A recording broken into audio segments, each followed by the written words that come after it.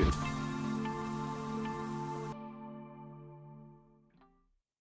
রামপুরায় কার্নিশে ঝুলে থাকা বিক্ষোভকারীকে ঠান্ডা মাথায় গুলি করা জল্লাদ ধরা পড়িছে। সে স্বীকারোক্তিমূলক জবানবন্দি দিছে, ঠান্ডা মাথায় বলিছে নিজের মুখে ক্যামেরার সামনে যে সে গুলি করেছে। জুলাই আগস্ট বিপ্লবের সময় যারা যারা আমাদের সন্তানদের শহীদ করছে, আহত করছে, কাউকে ছাড়া হবে না। আমরা নরক পর্যন্ত ওদের তাড়া করে বেড়াবো। আরো নতুন নতুন খবর আসবে। জাল কলে ছোট হয়ে আসছে সবার। পুলিশ, র্যাব, বিজিবি, সেনাবাহিনীকে আহ্বান জানাই, আপনাদের বাহিনীর যারা গণহত্যার সাথে যুক্ত ছিল তাদের বাঁচানোর চেষ্টা করবেন না। গুমের সাথে যারা যুক্ত ছিল বাঁচানোর চেষ্টা করবেন না মেহেরবানি করে, তাইলে আরো বড় বিপদে পড়বেন। কারা কারা বাঁচানোর চেষ্টা করতেছে আমরা খেয়াল রাখতেছি। হেলিকপ্টারে কারা ছিলেন, কয়টার সময় উঠেছিলেন, কমান্ডে কে ছিলেন, কি কি অস্ত্র ছিল, খরচা করেছিলেন কি কি গুলিগোলা, কয়টায় ল্যান্ড করেছে, ওই হেলিকপ্টার থেকে গুলি করা অপারেশনের সব কলে আছে, খুঁজে বের করা হয়েছে। ট্যাগ করা হয়েছে ওই টাইম, ফ্লাইট আর হতাহতের সাথে। হেলিকপ্টার হত্যাকাণ্ডের ডিটেল হাতে আসিছে। হেলিকপ্টারে উঠেছিলেন যারা, তারা ভাবতেছেন ফাঁকা আওয়াজ দিতেছি, পিনাকি ফাঁকা আওয়াজ দেয় না। স্যাম্পল দেবো, দিচ্ছি। প্রথম হেলিকপ্টার মিশন শুরু হয় 19শে জুলাই বেলা 1:40। আকাশে উঠে হেলিকপ্টার, নামে 3:10। কমান্ডিং অফিসারের নাম লেফটেন্যান্ট কর্নেল টা টা টা টা টা টা টা। এটা আবার কি? যে আসিল সে ঠিকই বুঝিছে, তাই না? মুনিম ফেরদৌস ভালো আছেন? আন্নে সহ মোট 4 জন আছিলেন। একজন সিনিয়র ওয়ারেন্ট অফিসার, একজন সার্জেন্ট, একজন কর্পোরাল। নাম কইলাম না। কি কি খরচা করেছিলেন? অন্যান্য কিছুর সাথে সাউন্ড গ্রেনেড খরচা করেছিলেন 25টা। 1.5 ঘন্টার ফ্লাইটে শুধু সাউন্ড গ্রেনেড মারিছিলেন 25টা। বিশ্বাস হয়েছে এবার? আমরা কাজটা করে ফেলেছি।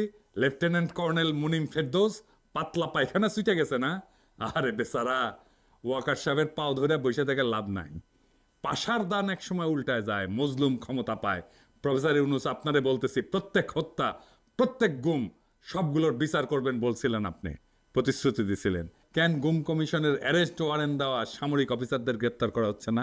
আপনি জাতিসংঘকে যুক্ত করেন দরকার হইলে। বিচার চাওয়ার জন্য, এদের আদালতে তোলার জন্য আমাদের কেন অপেক্ষা করতে হবে? আর যদি অপেক্ষাই করাবেন, তাইলে আপনি প্রতিশ্রুতি দিছিলেন কেন?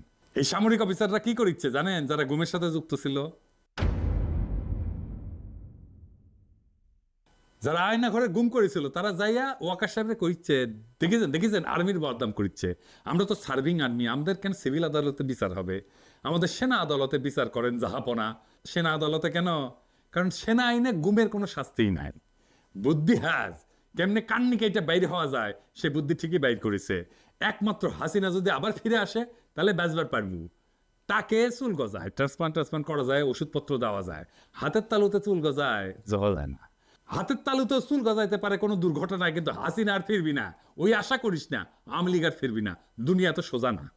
শুধু আর্মি না, পুলিশ না, যে ডাক্তার অ্যানেস্থেসিয়া ছাড়া পায়ের মধ্যে ড্রিল মেশিন চালাইছিল ছাত্রদের, তারও ধরবো। ডাক্তার সাহেবেরা কেউ যদি একটা আওয়াজ দিচ্ছেন, সানডে মানডে গেলে ক্লোজ করে দেবো। যে তাকে বাঁচাইতে আসবে তাদেরও পার্টনার্স ইন ক্রাইম হিসেবে প্যাকেট করে দেবো। পিনাকি যেমন ডাক্তার, সে ডাক্তাররা ছাড়ে না, ওরকম আর্মি অফিসাররাও আছে, সৈনিক আছে যারা আর্মি অফিসাররা ছাড়বে না, সৈনিককে ছাড়বে না। শাস্তির মুখোমুখি হবেন, নয়তো সমাজে ইনসাফ কায়েম করা যাবে না। যদি বিচার করতে না দেন, বাধা সৃষ্টি করেন, তাহলে সবার নাম ধাম, ছবি, বাসার ঠিকানা, আত্মীয় স্বজন সবকিছু পাবলিক করে দেব। সারা দুনিয়ার রাস্তা বন্ধ হয়ে যাবে। বুকের মধ্যে আগুন নিয়ে 18 কোটির দেশে 18,000 তরুণ যুবক থাকবেই, যারা প্রতিশোধ নেওয়ার জন্য টকবক করবে। পর্বত প্রমাণ অরাজকতা যদি সৃষ্টি করতে না চান, বিচার করতে দেন। নাম ধাম ছবি ছড়াই দেওয়ার কথা হয়েছি আত্মীয় স্বজনের। হ্যাঁ, খুব লেগে গেছে না? এই যে দেখেন, জুলাই আগস্ট বিপ্লবের তালিকা করতেছে। হ্যাঁ, থাকে টরেন্টোতে। কানাডার এম্বাসি কি বসে বসে? এটা কানাডার আইনে অপরাধ। দেশের বাইরে থেকে যারা এই কাম করতেছে, এদের ব্যবস্থা নেবেন। দেখেন লিখেছে, যেখানেই পাবেন ধোলাই দিবেন। কমেন্ট বক্সে দেখান এডিটর সাহেব, কি মনে হয় কানাডার বাংলাদেশ দূতাবাস এটা কানাডার আইনে অপরাধ কিনা? সকল পার্টিকুলার জোগাড় করে রাখবেন, আমি যোগাযোগ করব। কেমনে ব্যবস্থা নেবেন আমি কয়া দেবো। এইগুলো ভিতর দিন, এক দাবরানি দিবেন, ঠান্ডা হয়ে যাবে। আমরা ফ্যাসিস্ট শাসনের বিরুদ্ধে লড়াই করছি, এরা ফ্যাসিস্টের দোসর। বেশি বাইরের না, থাকতে দিছি এটাই অনেক। আইকম্যানের মতো ধৈর্য আনবো কলে বাংলাদেশে। আপোষে বিচার কাজ চালাইতে দেন। আওয়ামী লেসপেন্সারি করবেন, ফ্যাসিবাদের দালালি করবেন বৈশা বৈশা, আমরা দেখবো সেটা? এটা দেখতে দেবেন? শুনেন, পুলিশ, র্যাব, মিলিটারি ইন্টেলিজেন্স, আপনাদের ইন্টেলিজেন্স ছাড়াই আমরা কাজ করতে সক্ষম, বুঝছেন তো? মুগ্ধর হত্যাকাণ্ডের ফরেন্সিক কে করছে জানেন? মুগ্ধর বড় ভাই মেরিন ইঞ্জিনিয়ার। আমরা প্রত্যেক ক্ষতিগ্রস্ত পরিবারকে ফরেন্সিক করা শিখাই দেবো, আর আমাদের এক্সপার্টরা তো আছেই।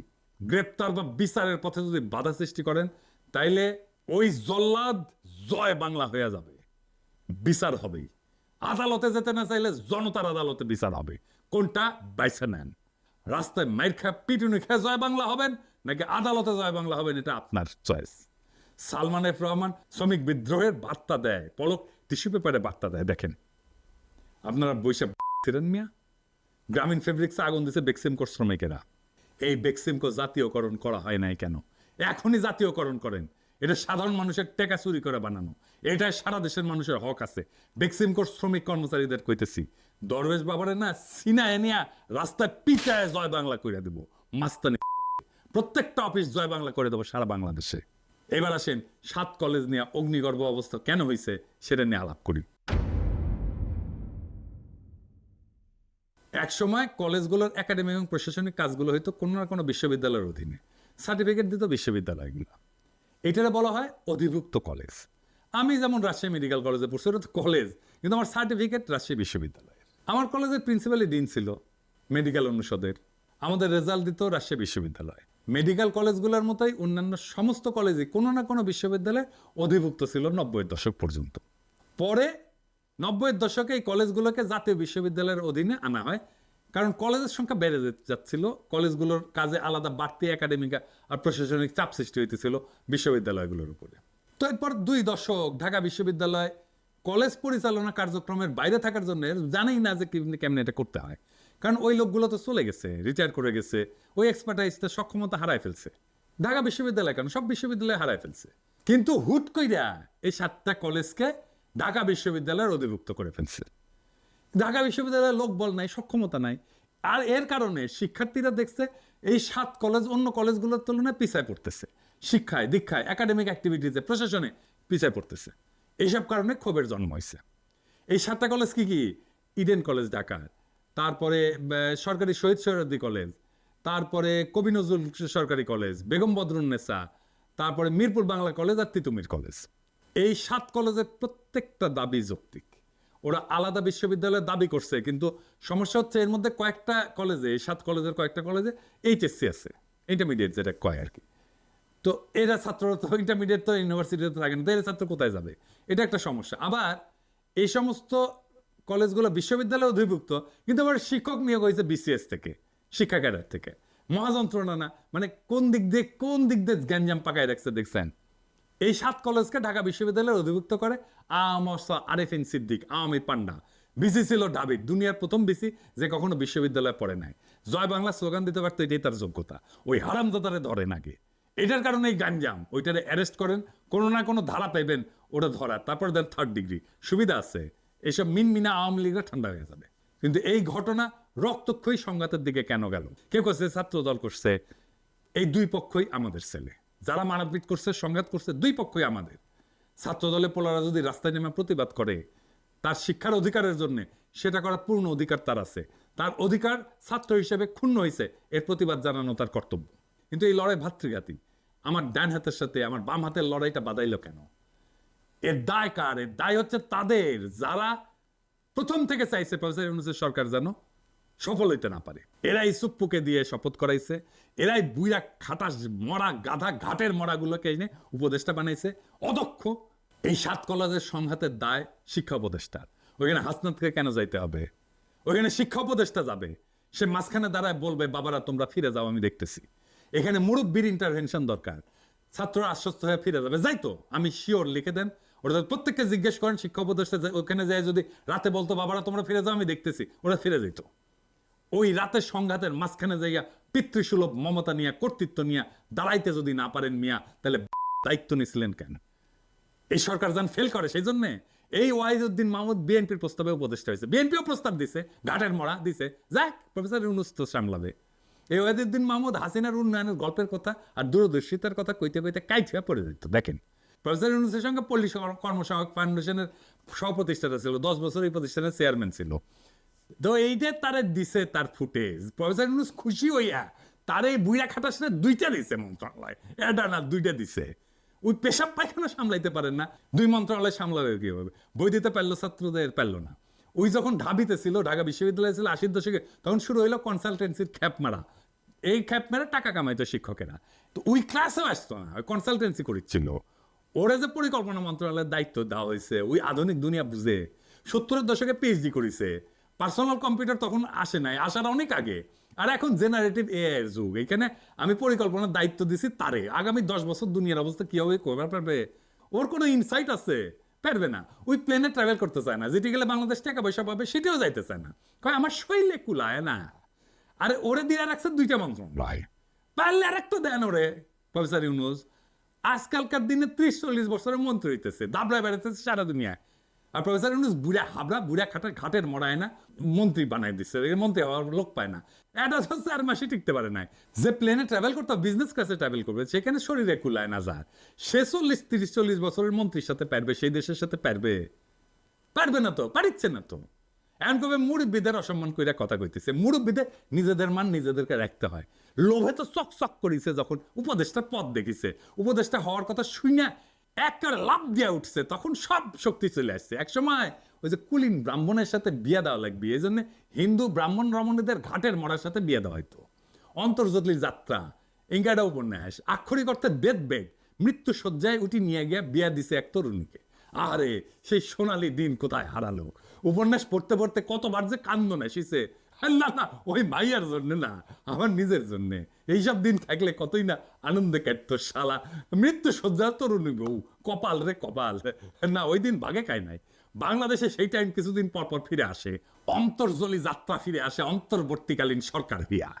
বাংলাদেশের ইন্টেলেকচুয়াল ব্রাহ্মণেরা তখন গা ঝাড়া দিয়ে উঠে বসে মৃত্যুসজ্জা থেকে উপদেষ্টা হওয়ার জন্য দৌড় শুরু করে। আমাকে সেদিন এক ডাক্তার ফোন মারিছে, হ্যাঁ, ও রিটায়ার্ড প্রফেসর। তো ফোন দিয়া কয়, আমার টিচার ছিল ইয়াংকালে, তো ফোন দিয়া কয় যে স্বাস্থ্য উপদেষ্টা নাকি বদল হবে। আমি বললাম, আমি কি প্রধান উপদেষ্টা যে আমার কইতেছেন? উনি আমার মেডিকেল কলেজের ওই ইয়াং টিচার ছিলেন, প্রফেসর হইয়া রিটায়ার করছেন। তো কয়, শুনেছি উই নাকি উপদেষ্টা হবি। আমি বললাম, জানি না ভাই এই সমস্ত। তুমি কয়, আমি কি দোষ করলাম বলো? আমি গেলাম মানে? তো কয়, আমারে উপদেষ্টা বানানো যায় না। আমি মনে হয় উপদেষ্টা বানানো ঠিক আনিছি। উনি কয়, সংস্কার করলামই নি। আমি বললাম, ভাইজান যা করতেছেন ওটাই করেন, প্র্যাকটিস করেন। এটা বাসর ঘর না যে খালি মজাই আর মজা। আমার টেস্ট করে দেখা দরকার। যদি 80 বছরের উপরে যদি টিকে যায় আর কি, বেঁচে থাকি, তাহলে আমাকে না উপদেশটা বেনে দিয়ে একদিনের লেগে দেখি শৈলে আলাদা জোশ আসে কিনা। শুধু দিনের আর রাতেও দেখুন, রাইতের কাছে জোশ বেশি আসে কিনা। না না, অন্য কোনো খাস নাই। এটা বৈজ্ঞানিক অনুসন্ধান করলামই নি। শুধু চারুকলা কেন বিজ্ঞান করবে, আমিও না করি বিজ্ঞান। ওই বিদেশের টাকা আনতে না গেলেও, বই ঠিক মতো দিনতে না পারলেও, ছাত্রদের সঙ্গে থামাইতে না পারলেও ছুটে গেছে ইন্ডিয়ান হাই কমিশনের প্রোগ্রামে। ইন্ডিয়ান নায়িকা থাকলে অবশ্য আমিও গেলামই নি। উটি কি মধু আছে জানি না। মির্জা ফখরুল কিছুদিন আগে কইছিল যে তারা ভারতকে আশ্বস্ত করেছে যে বিএনপি বিচ্ছিন্নতাবাদীদের প্রশ্রয় দিবে না, ভারতের সাথে নাকি সম্পর্ক আরো ভালো হবে। হ্যাঁ, আরে বিচ্ছিন্নতাবাদীদের কে আশ্রয় দেয় মির্জা ভাই? শান্তি বাহিনী কে অস্ত্র ট্রেনিং দিছে? কুকি সিনকে কে অস্ত্র ট্রেনিং দিছে? সীমান্তে বাংলাদেশিদের কে মারে? কাদের সিদ্দিকীকে কে আশ্রয় দিছে? বাংলাদেশের সেনাবাহিনীর সাথে যুদ্ধ করছে কাদের সিদ্দিকী। আবার সে বাংলাদেশের বিরুদ্ধে প্রচারণা করেছে বাংলাদেশের সিকিউরিটি থ্রেট তো ইন্ডিয়া। ইন্ডিয়ারে আশ্বস্ত করার কে মির্জা ফখরুল? আমার ইস্যু নিয়ে তার প্রতিশ্রুতি কোথায়? তারে তো আমাকে আশ্বস্ত করতে হবে যে সে বাংলাদেশ বিরোধী প্রচারণা চালাবে না, ভারতের মাটিকে বাংলাদেশের বিরুদ্ধে অন্তর্ঘাতের কাজে ব্যবহার করতে দেবে না। সে এখন হাসিনাকে আশ্রয় দিয়ে রাখছে, ইন্ডিয়া বৈশা বাংলাদেশ বিরোধী কাজকর্ম করে যাইতেছে, সেটার ব্যাপারে কোনো আলাপ নাই। ইন্ডিয়া থাকলে কি হয় সেটা কঙ্গনা রানাতের সিনেমায় দেখাইছে মুজিবরে দিয়া। ইন্দিরা গান্ধীকে বাংলাদেশের মা বানাইছে, ওই নাকি বাংলাদেশের জন্ম দিছে। তো কে ইন্দিরা গান্ধীরে? বাপ ছাড়া তো আর মা হয় না, তাই না? তাহলে নিশ্চয়ই কেউ ইন্দিরা গান্ধীরে।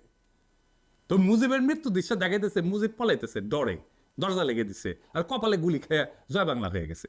মুজিব কেমনে মারা গেছে এটা কি তারা জানে না? মুজিব তো বন্দুক দেখে পলায় নাই তার মায়ার মতো। তারে আমরা অপছন্দ করতে পারি, রাজনৈতিক বিরোধিতা করতে পারি, তার রাজনীতির নির্মূল করার শপথ নিতে পারি, কিন্তু সে তো সাহসের সাথে একা কনফ্রন্ট করছে, অগাস্ট বিপ্লবীদের সাথে তর্ক করছে যারা তারা মারতে গেছিল, এমনকি বলছে বেয়াদবি করতেছিস কেন। সে তার মায়ার মতো পলায় নাই। সে এনিমি, শত্রু, আমাদের রাজনৈতিক শত্রু, কিন্তু অনারেবল এনিমি।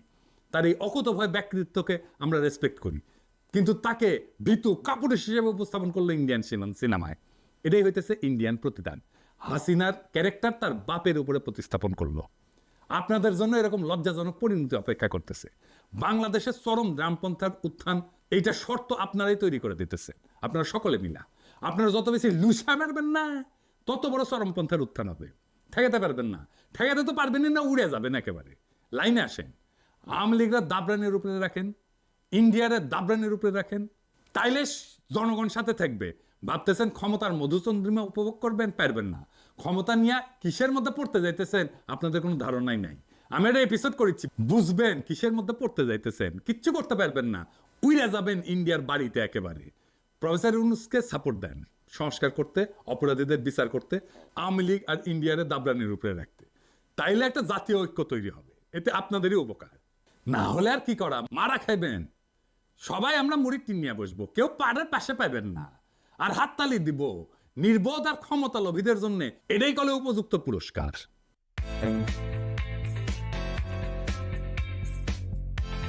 Thank you.